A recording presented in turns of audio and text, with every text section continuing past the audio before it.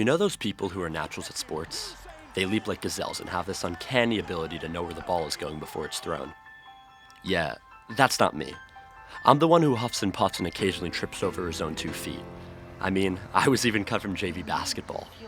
I've never considered myself an athlete, and I definitely am not a runner. I don't go to the gym, I don't watch what I eat, I don't stretch. The truth is that I've only gone for a run around 19 times in the short 19 years of my life. So you can imagine how I surprised myself when a week before August 15th, 2021, as I was watching a YouTube video on ultramarathons, I decided that I was going to run 100 miles.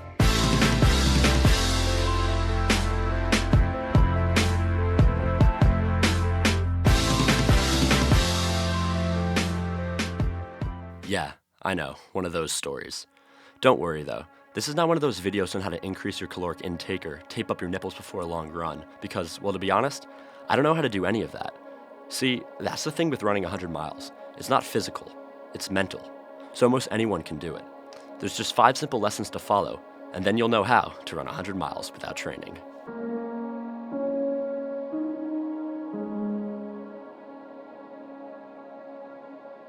When I decided I was going to run 100 miles, I simultaneously decided another thing. I was not going to quit. I plotted out my 100-mile run so that the first 50 miles would be suffered on local roads, and the second 50 miles would be agonized on my high school's track, with the finish line at the emergency room in my hometown's hospital. I planned this route partially for comedic reasons, but also because I told myself, well, there's only one way for this to go. Finish the race or not, I'm ending up at the hospital. The problem with running 100 miles without training is that you cannot visualize it. I had no idea what the last 75 miles would feel like. I had never run during the night, let alone through the night. I never eaten real food while running, and I had never run with my new running shoes. Add it all up, and it seemed to pretend that failure was destined. But the sole and most important attribute you can't forget is, I also told myself that I was not going to quit. There is great power in knowing you can lose, but will never be defeated. This wasn't entirely some spur-of-the-moment decision made out of great carelessness to my body. This refusal to give up was something that I had been working on for the past year. See, broken bones heal stronger, or at least I like to think they do. It was the day before Christmas 2020, and I was skiing in New Hampshire with my brother and my dad. I was making a video at the time, and I really wanted to get footage of me hitting a ski jump. The thing was, while I can ski, I'm not a jumper. That didn't stop me, though. Yeah, see, that's me breaking my collarbone, wrist, and pulling my calf, bicep, and groin. I don't remember it, but that's because I also sustained a blackout concussion. I was verbally unresponsive, and my brother strapped me into my skis and skied me down the mountain. I came to full consciousness 20 minutes later with a light being shined in my eyes, hearing the doctor murmur, "Yeah, he's concussed." I had no memory of what the outside of the building I was in looked like. I didn't know what the date was. I didn't even know what U.S. state I was in. When all was said and done, I was told it would be 8 weeks in cast before I could even start physical therapy. But 8 weeks after my skiing accident, I actually ran a marathon. See, this was the first winter of COVID, and it was devastating at first. It left me feeling broken inside as I experienced the end of a school I attended for 14 years through a computer screen. It was a time when I was yearning for connection, yet was forced to stay apart. The past year has brought me my lowest of lows. My dog of 13 years, who I still consider my best friend, died. My parents went through an ugly divorce, and I was left questioning what the meaning of a home really was. I had multiple family members battle cancer. I lived through war, running in and out of bomb shelters for 2 weeks in the Middle East, seen stoning, stabbing, shootings, been through a few too many girlfriends and a few too many best friends, had both the British and Delta variant. But at the end of the year, I had already broken too many bones to be hurt, ran too many miles to be tired, and failed too many times to be deterred. Now, scientifically speaking, broken bones don't necessarily heal stronger. Over time, they heal back to their initial strength, but for a short time after injury, these newly healed bones have extra calcium deposits, and these wounds are actually harder to re-break. This is why some MMA fighters kick tree logs in the off-season. They do it to cause microfractures in their shins so they can heal stronger. Now, by no means do I recommend this insanity, but it's food for thought. Even if you eventually end up with a broken bone, heart, or home, it doesn't mean that good can't come from it. Our sufferings make us tougher, they build character, and most importantly, they motivate us. We learn from our failures and they inspire our dreams. Simply put, everyone dies, but not everyone lives. You have to bounce back and keep moving forward. You have to embrace your injuries in life and celebrate your struggles. Divorce is painful, but it brings your family closer. Death stings, but it leaves your heart wholer. Cancer worries, but it gives appreciation. Bones break, but they make you stronger. It wasn't all beautiful. A month after my skiing accident, I was sitting in a broken home, alone, wearing sunglasses in the dark because I was still concussed. I was supposed to have left for Israel the week prior for a 3-month internship, but my trip was canceled due to COVID. I had 0 friends to hang out with as I was the one who took a gap year when Penn announced it was going remote. And as I wasn't in college when I was supposed to be, I struggled to find my place in life. I was getting down this little depressing rabbit hole. This was my low point. There were 10 other extenuating circumstances and everything was horrifically crashing down. This is the point where it hurts to walk. I had dug myself in a hole and every time I was about to dig myself out of it, I fell deeper. This is the point where the race of life is no longer physical, it's mental. But everything was about to change. Eventually, as with everything in life, you have to start by moving forward. A month after my accident, I was cleared by a doctor to go abroad and I boarded a plane with a sling and sunglasses on, embarking to Istanbul with 7 people I had never met before.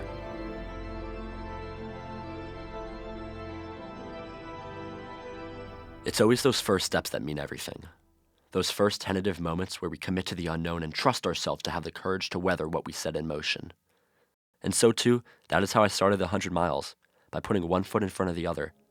And that's what I proceeded to do for the next 31 hours. My legs already hurt. Hi, 8:06, starting the run. Good luck, baby. Gambate, yo.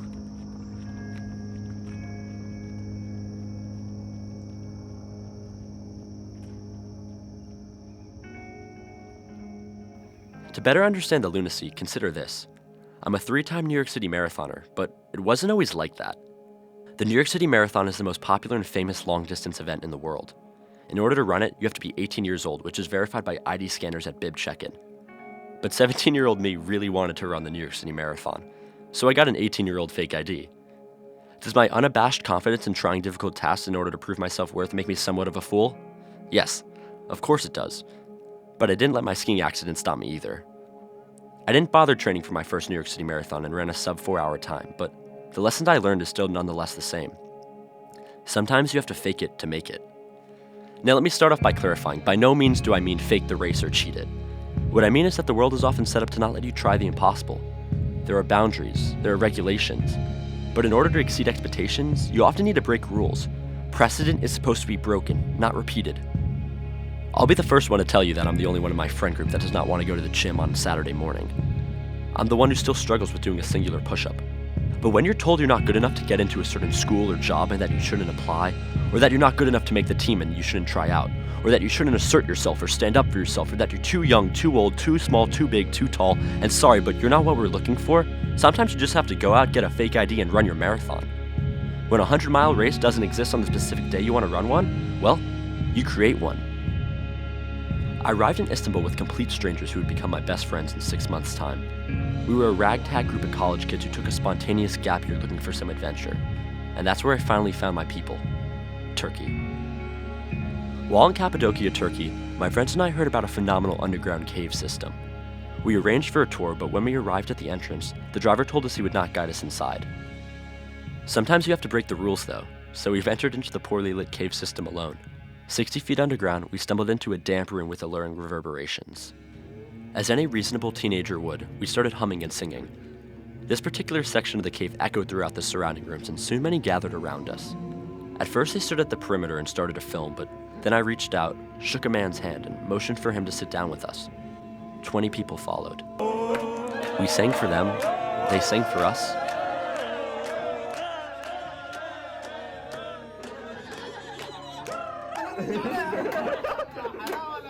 And then we asked where they were from. It was a room full of Iraqis, Iranians, Yemenis, Afghanis, Syrians, Palestinians, and us, American teenagers. And so 8 American Jews and 20-plus Middle Eastern Muslims sang tribal chants in a vast underground cave system in the middle of Turkey that was built by Christians escaping religious persecution. There were no boundaries in the cave, no barriers of race, religion, or socioeconomic status. None of us spoke Arabic. One man from Iraq spoke minimal English. Our language was the sound of music. When all was said and done, we looked each and every person in the eyes and shook their hands. We hugged their children. And we all departed with both a deeper appreciation for the people we were taught to fear and a resentment for the inherent bias ingrained in us. We understood that human beings are all the same. We just tend to throw up roadblocks and establish forms of hierarchy predicated by anecdotal precedents to enable us to be afraid, simply because they are strangers, because they are not us. We weren't supposed to travel, but we did it anyway. It was a life-changing encounter and forever altered the way I viewed community. So we are about half a mile through. I'm so incredibly sore, and I'm starting to realize this is gonna be really fucking hard and probably a really bad decision. I ain't gonna quit though. Okay, I'm 8.5 miles in, and I'm gonna try to eat something. I'm almost at my first stop. Probably won't be able to eat anything though. I'm still a little nervous, and I don't like eating things when I'm nervous. It's kind of weird. I'm like nervous 9 miles into a race, but it's a long one. And my knees are a little weak, but it's nothing bad. I just know that the first 10 won't be like the second 10, which combined will not even be as hard as the third 10, and extrapolate that on out, it'll be a tough one. Half a marathon through, feeling a-okay. We'll see. We will see. If it was just 8 of those though, it'd be pretty fucking easy. It's not gonna be. Okay, 20 miles in, still by myself, the first marathon. Feeling okay, and of course the legs are a little sore, but that's 20 miles. About to pull up to the second rest stop. It's a vibe. Big milestone, just got to 25 miles. Got a little wet towel around the shoulders. Just finished a marathon. I'm very excited, about to see my friend Daniel and his girlfriend. I traveled abroad with Daniel for a couple months.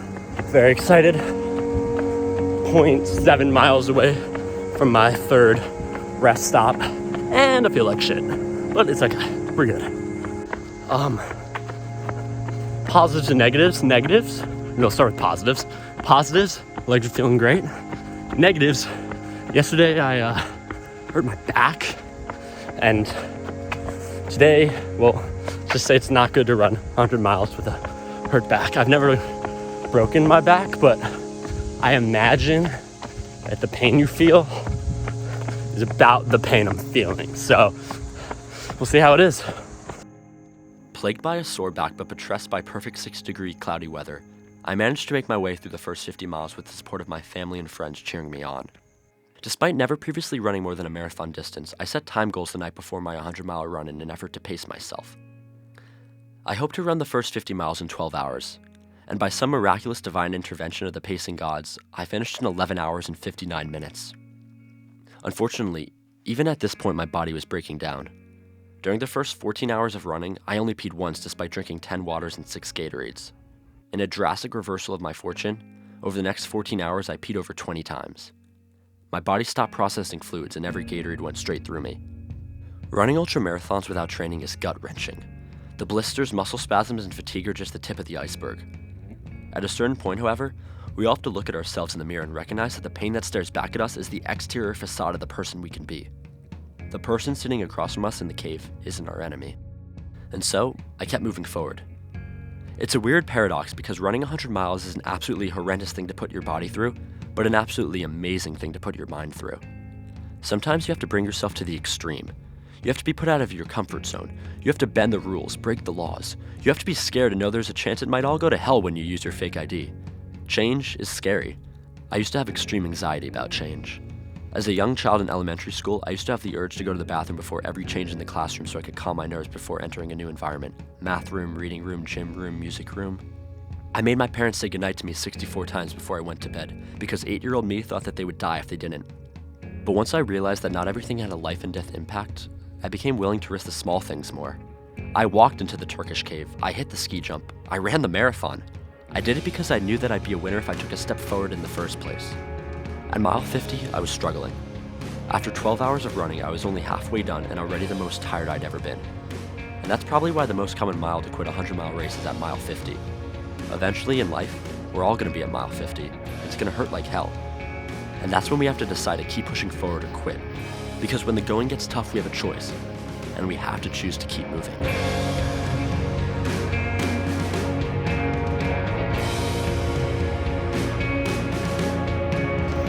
76 miles in, the sunrise.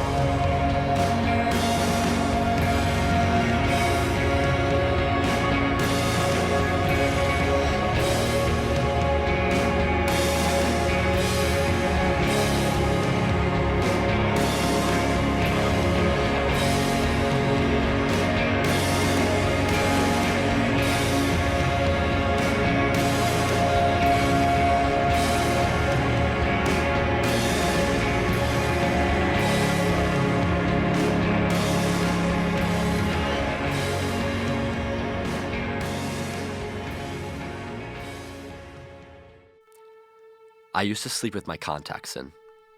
I'll say that again. I spent months sleeping with my contacts in. After our time in Turkey, my gap year friends and I traveled to Malta in Spain each for a month. I got to travel around the world and surround myself with people who inspired me to try the impossible.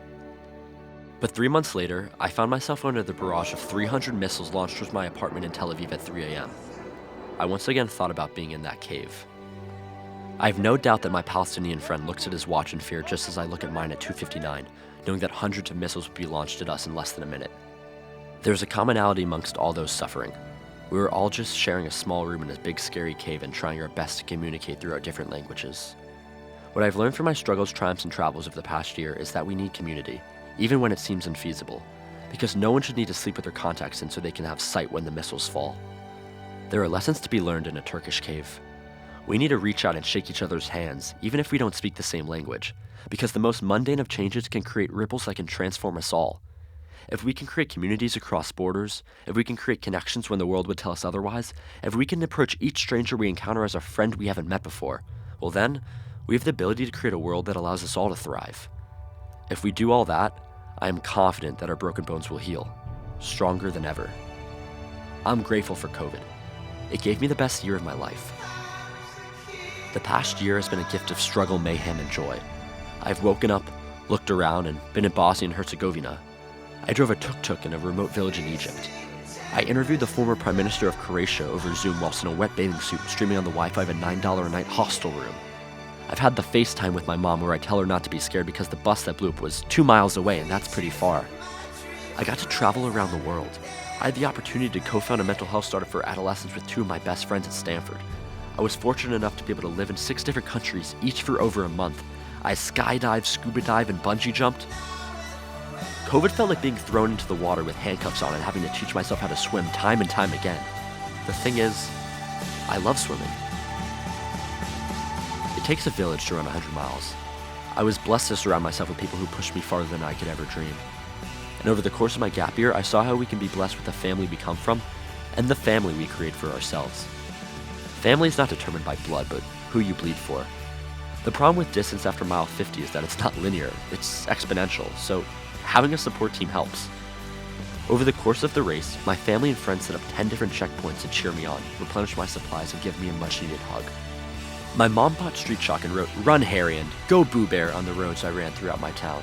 Friends helped by joining me for a few miles during the first half of my run. My brother spotted me for miles 50 to 60, my father aided for miles 60 to 70. My grandfather had the 70 to 80 shift, and my mom ensured I could remain upright from 5 a.m. until I finished. A lot of people think that running is a solo sport, but a 100-mile race is the biggest team sport I've ever been a part of. Without their support, I don't know if I would have even been able to run 1 mile. In addition to consuming ridiculous amounts of liquid, I also consumed godly quantities of food. At first, it was a little awkward and painful to eat, as I was nervous and didn't want to throw up, but as the hours built up, so did the calories. For the first 13 hours of my run, I only consumed soup and gels. By hour 31, however, my diet had completely changed.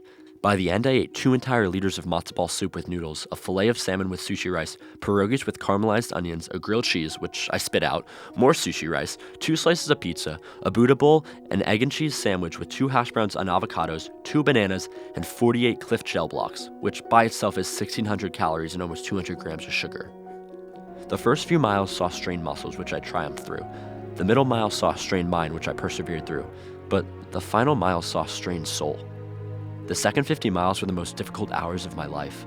And by the time I checked into the hospital and 3 IVs were supplied, I found out that I had acute kidney and liver damage. Almost a month later, I still have nerve damage and numbness in my toes. By all means, I was lucky to finish, and yet, without a doubt, I would do it again in a heartbeat. Running for me has never been and will never be about the time it takes to finish. It will never be about the Strava mileage, Instagram posts, or the vegan keto diets. For me, it's about pushing myself beyond my wildest dreams. I say dreams and not limits because, simply put, I don't really believe in limits anymore. I'm fully confident that with the support of my family and friends, tomorrow morning I could wake up and run 200 miles. Running a marathon is certainly a physical challenge. You have to drink enough water and consume enough glucose and electrolytes as you tirelessly pound your legs into the ground, hoping to make it to mile 26.2. It by all means is a sport that requires physical exertion. But if you're in average physical health and believe in yourself, I truly think that anyone can complete a marathon. One needs to look no further than those athletes who complete marathons in wheelchairs or prosthetic limbs. It does not matter how physically fit you are, all that matters is how far and how long you will exert yourself when your body starts to break down. Eventually, you're going to run out of gas. The question is how long you can run on empty. As the break of dawn approached, I found myself mentally exhausted, but I was lucky enough to have friends join me, and they gave me the energy to sprint mile 66. 66 miles down, baby. Mile 66.5. When I first started, 100 miles seemed insurmountable, just as a marathon seemed 1 year prior. It doesn't anymore. Lap after lap, I eventually figured out that leg spasms cease to the point where they become sturdy enough to run on. My toes still haven't healed, my story still isn't over, but my rationale is nonetheless still the same. I ran 100 miles to prove to myself that I could. So what am I running from? The answer is, I'm running from the ordinary. Training makes it easy, that's mostly why I don't do it. And sports were never supposed to be easy for me. I take pride in the challenge and run towards the unknown, hoping to find myself along the journey. And eventually, if you don't give up, you're gonna finish.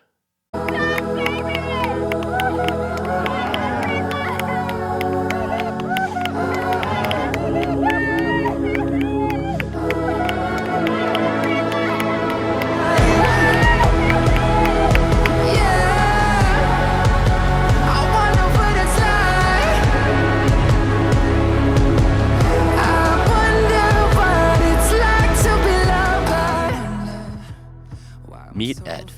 He's the most impressive athlete you have never heard of. An abused foster child who, after falling into depression following the loss of his family's home in the 2008 mortgage crisis, signed up for a marathon and failed to run more than 3 miles. It's 8 o'clock in the morning the day after our interview, and 59-year-old Ed is about to do what no man has ever done before. He's about to run his 219th 100-mile race. In fact, that is partially a lie. This is a 48-hour race, and Edwin Eddinghausen is probably going to run around 180 miles. That isn't an estimate on my part. 180 miles is just the mileage he happened to run last weekend. He currently holds the world record for the most 100-milers run in a single year, and has previously held the world record for most marathons in a year. He has the lifetime world record for the most 100-mile races, 100-mile wins, and his 100-mile PR is 14 hours and 50 minutes, which he set at the age of 51. He holds the American 6-day road record for the 55 to 59 age group with 455 miles, and most impressively, he's run the Badwater 135 race 10 times. Despite all of his records, however, Ed's success lies not in the distance he runs, but in the perseverance he espouses. To the few people who know Ed, his story sounds more like that of a blockbuster film or a myth. The 48-hour race Ed ran this past weekend he accomplished without sleep. But Ed is not a superhuman athlete. He is far from it. If you saw him running down the road, you would probably overlook him. And that's because it is easy to overlook Ed. He is someone that has been overlooked his entire life. Ed's parents had him when they were teenagers, and when his biological father left his mom after his birth, Ed was put up for adoption.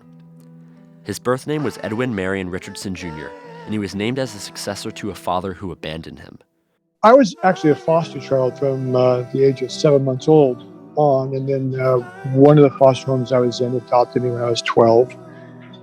But I never really quite felt like I fit in. Bouncing from home to home, he was surrounded by abuse, addiction, and violence. He has always been labeled a stray. As a teenager, he found an outlet in running, but his foster mom strongly discouraged him from pursuing his passions. And so he rarely ran, carrying with him the burden of being an outsider in a society that should have labeled him a hero. But Edwin has never let his circumstances determine his future. He's never suffering in an 100-mile race because the discomfort is inevitable, but the suffering is optional. The same can be said about his childhood. He has since dropped every part of his name except his first, but even next month there will be a new addition to his identity. Edwin Win Eddinghausen. Because despite all that he has gone through, there is no denying that Edwin is a winner. Edwin thinks of his name as an acronym. Extreme Dreamers Win. And he lives his life as such. Most people still know him as the Jester, though. And that is because every single race he runs not only in a Jester hat, but also in a full Jester bodysuit. As he explains, it is due to 2 reasons.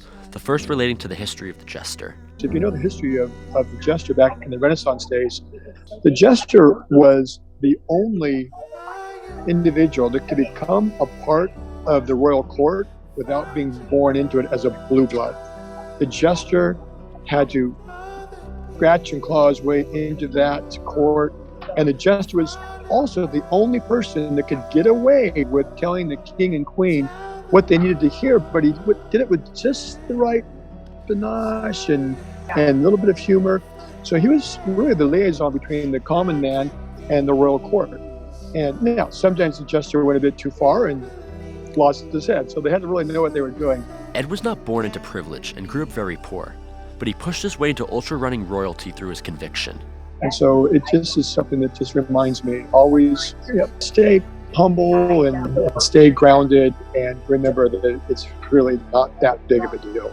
The second reason Ed wears the Jester costume is because he wants to be more approachable. It fit my personality, and it reminded me not to take myself too seriously, and hopefully reminding everybody else in the race. Sometimes we overthink things, we take things ourselves way too seriously, and we have to remember we're not really doing anything of any true value to the world. I mean, think about it.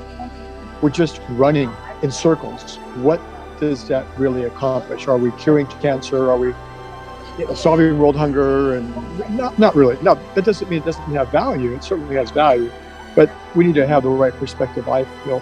And this brings me to the real reason I interviewed the Jester. The Jester is not an outfit. It is Edwin Eddinghausen's personality. And above all else, that's the reason he was wearing a Jester hat inside of the airport during our conversation.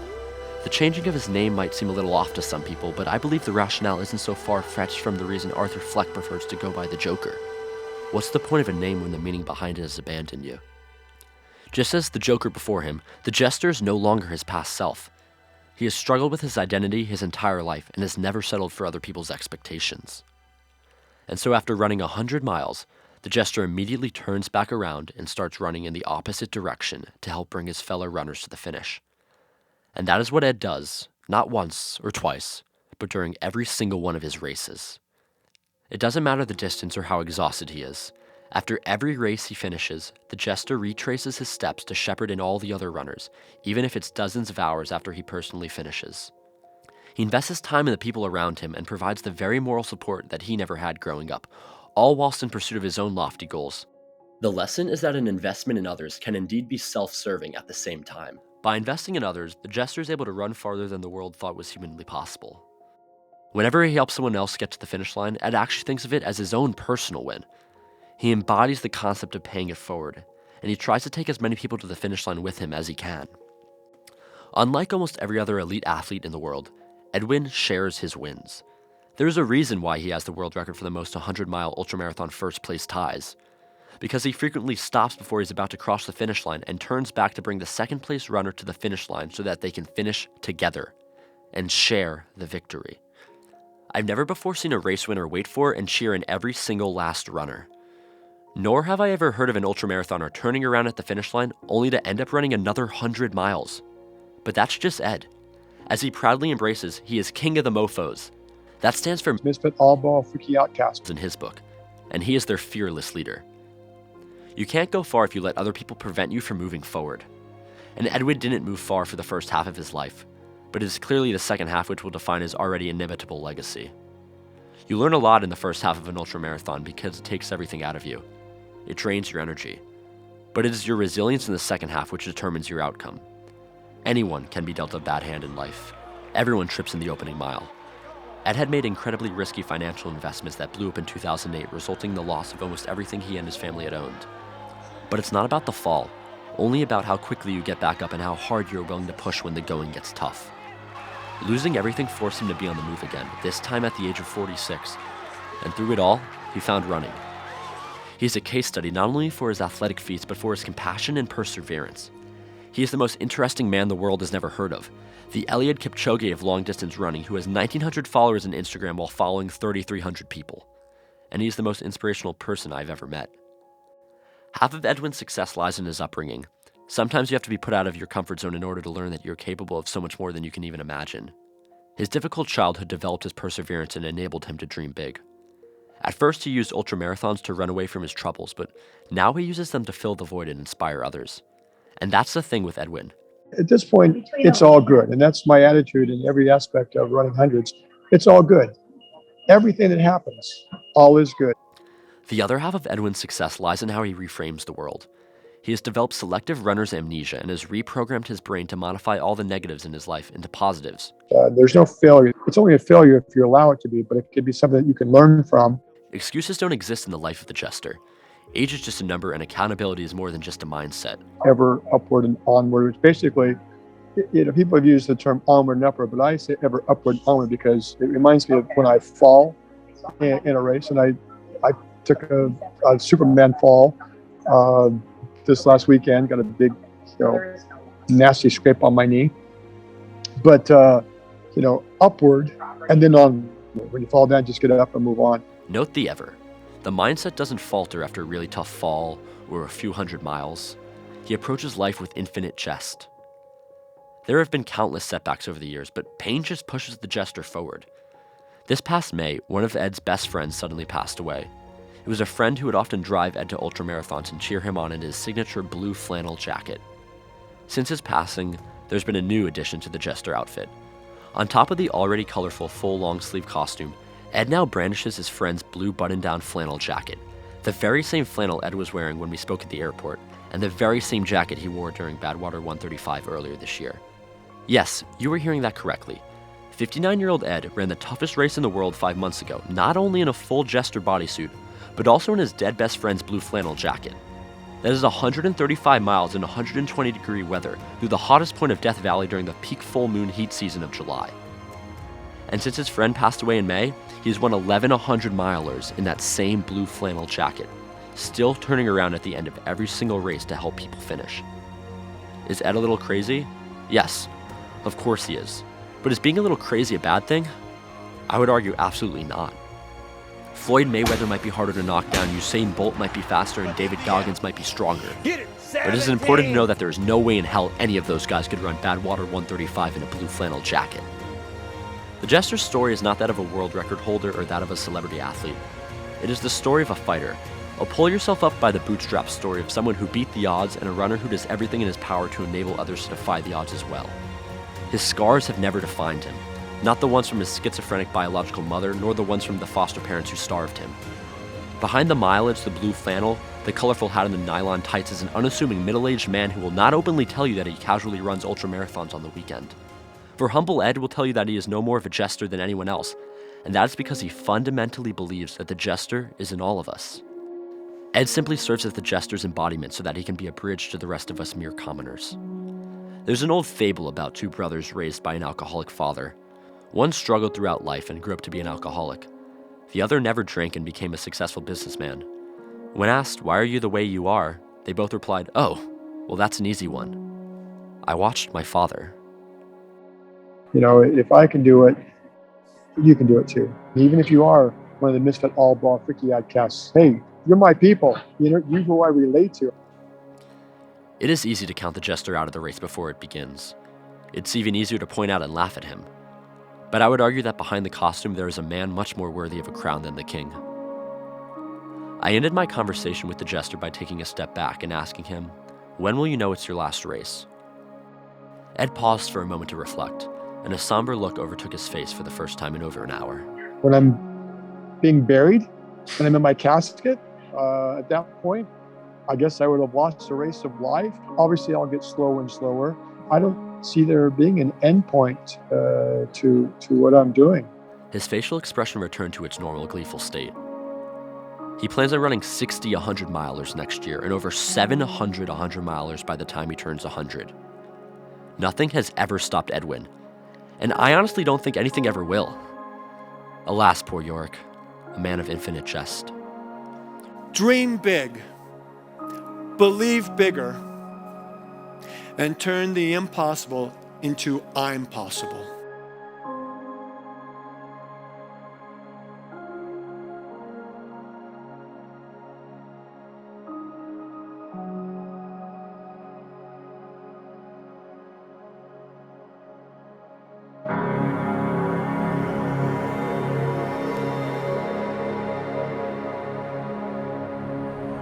A 100 miles is a shit show.